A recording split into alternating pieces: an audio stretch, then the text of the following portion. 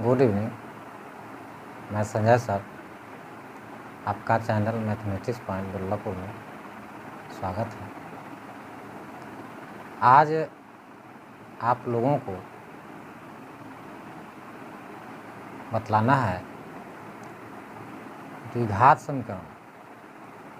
द्विघात बहुपद में द्विघात समीकरण जब दिया रहेगा तो उसकी मूलों की जो प्रकृति है बताना हो तो किस प्रकार से उसकी प्रकृति को बतला पाएंगे।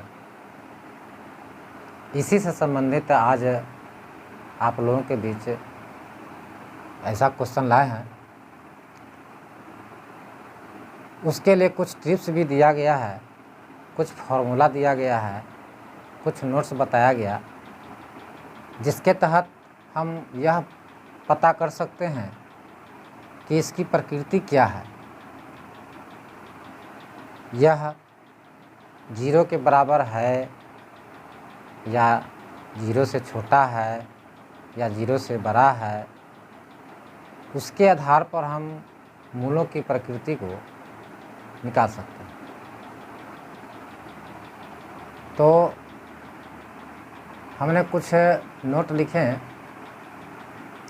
जिसमें यदि कोई समीकरण b²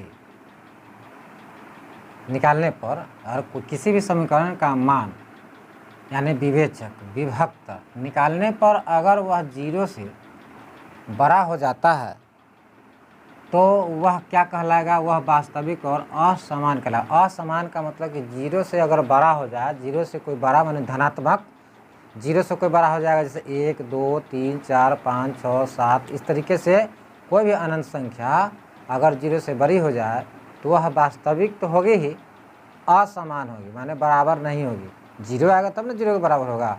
0 जब बनाने पर आ जाए, जैसे b² के मान 0 आएगा तो 0 के बराबर होगी माने समान होगी। वास्तविक तो होगा ही, तो वास्तविक और समान लिखाएगा जब 0 आएगा तब। और 0 से बड़ा आ जाएगा 1 2 3 या उससे ऊपर की संख्याएँ जितनी होती है तो वह वास्तविक तो होगा लेकिन असमान माने बराबर नहीं है। वास्तविक है लेकिन बराबर नहीं है 0 के बराबर, इसलिए वह वास्तविक और असमान है। लेकिन अगर इसका मान मतलब विवेचक का मान b² का मान अगर 0 से छोटा हो जाता है माइनस में, जैसा कि आपको बताते हैं, अगर हम b² का मान निकालें, इसका मान निकालेंगे, अगर वह 0 से बड़ा हो जाएगा, जैसे 1 2 3 4 5 इस तरीके से, तो 0 से बड़ा हो गया, तो बड़ा हो गया तो ऊपर वाला नियम होगा कि यह वास्तविक और असमान है। असमान नहीं है, 0 के बराबर नहीं है ना, तो असमान नहीं है। लेकिन अगर इसका हल ज्ञात करें, अगर 0 के बराबर 0 आ जाए, इसका हल ज्ञात करेंगे तो 0 आएगा, 0 आएगा, 0 आएगा। और हर बार में 0 0 आएगा, इसका आंसर 0 आएगा। अब बराबर में तो 0 पहले से दिया हुआ है, पहले से बराबर में 0 दिया हुआ है और इसका हल हमको 0 ही आएगा, तो 0 के बराबर में 0 आया तो उस स्थिति में लिखा जाता है वास्तविक और असमान, वास्तविक और समान है। 0 के बराबर में आएगा, इधर का आंसर 0 आया, बराबर में 0, तो वास्तविक और समान है। लेकिन नीचे वाला संख्या में देख लीजिए कि अगर b² पर हम बैठाएँ और उसका हल जो है मान 0 से छोटा आ जाए, जैसे कि माइनस में आ जाए, अगर 0 है आंसर इसका आएगा -1 या -5 या -3 -2, जो कि 0 के बराबर तो नहीं है और 0 से छोटा भी है। सब क्या है, 0 से छोटा हो गया। ये भी 0 से छोटा है, ये भी 0 से यह छोटा है, छोटा निशान दीजिए। ये भी 0 से यह छोटा है, ये भी यह 0 से -3 छोटा है, 0 से, तो सब छोट है। तो उसके लिए जब छोट होगा तो वास्तविक है ही नहीं, सिर्फ बता देना है कि वास्तविक नहीं है। ये तो हमने मौखिक बताया, अब समझ लीजिए विस्तार से।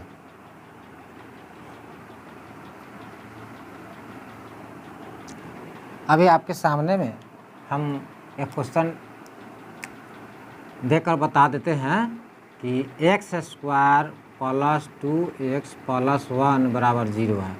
तो आपको इसमें से a के मान निकालना है, b के मान निकालना है, c के मान निकालना है। आपको पता है कि a के मान x² का गुणांक होता है। आपको पता है कि x² का गुणांक, x² का जो गुणांक होगा वह a के मान आएगा, x का गुणांक होगा उसमें से b का मान निकल के आएगा, और जो अचर पद होगा, जो अचर होगा उसमें से c के मान निकलेगा, तो आपका x स्क्वायर का गुणांक इसमें 1 छिपा हुआ है, x का गुणांक इसमें 2 है और अचर जो है सो 1 है। और तब आपको इसमें निकालना है, माने ये फार्मूला पर हमको दिखाना है, इस फार्मूला पर हमको दिखलाना है क्या आता है। लिखते हैं b² माइनस 4ac बराबर 0। इसके तहत हम बनाते हैं 0 आता है या क्या आता है। तो b के मान है 2, 2 के स्क्वायर माइनस 4 गुने a के मान 1 का c के मान भी 1 है, 2 दूना 4 माइनस 4 एकम 4, सब गुना करेंगे तो 4 ही आएगा बराबर 0। माने आपका मान 0 के बराबर आ गया। जब हम बनाएं b² माइनस 4ac पर तो इसका हल 0 आया, तो 0 बराबर 0 अर्थात 0 बराबर 0 दोनों तरफ से बराबर आ गया तो वास्तविक हो गया।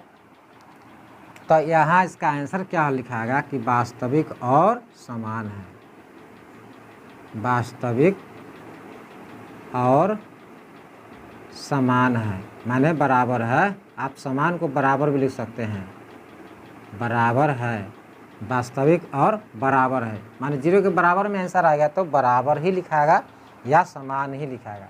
तो वास्तविक और समान है या वास्तविक और बराबर है, ठीक है। तो इसके लिए आगे देखते हैं, ये समझ में आ गया होगा। वास्तविक और समान है, अगर यही मान अगर ऋणात्मक हो जाए, माइनस में आ जाए तो वास्तविक होगा ही नहीं। माइनस आने पर वास्तविक नहीं होता है। रूट में आ जाए, बटा में आ जाए, पूर्णांक में आ जाए, 1/2 जिसको कहते हैं, तो ये सभी संख्याएं वास्तविक हो गई। लेकिन अगर वही माइनस में आ जाएगा तो यह सभी संख्याएं वास्तविक नहीं हैं, वास्तविक नहीं है, ये जानना है आपको। चलिए अगला, आगे आपका सवाल नंबर 2 का देखते हैं। ये का तो बता चुके हैं, x² माइनस 3x प्लस 4 बराबर 0। तो आपको पता है कि a के मान 1 आएगा, b का मान -3 होगा, c के मान 4 है। तो d से हम जांच कर लेंगे कि d बराबर b² माइनस 4ac है ना, बता दीजिए बराबर में 0। b² b का मान -3 है, घटाओ 4 गुने a के मान 1 है, c के मान 4 है। इसको हल करते हैं तो 4 × 16, 3 × 9 में से 16 गया तो माइनस कितना आ गया 7, जो कि यहाँ 0 है, 0 के बराबर नहीं है, 0 से छोटा हो गया। जब भी कोई संख्या 0 से छोटा होता है तो आपको पता है कि वह वास्तविक होगा ही नहीं।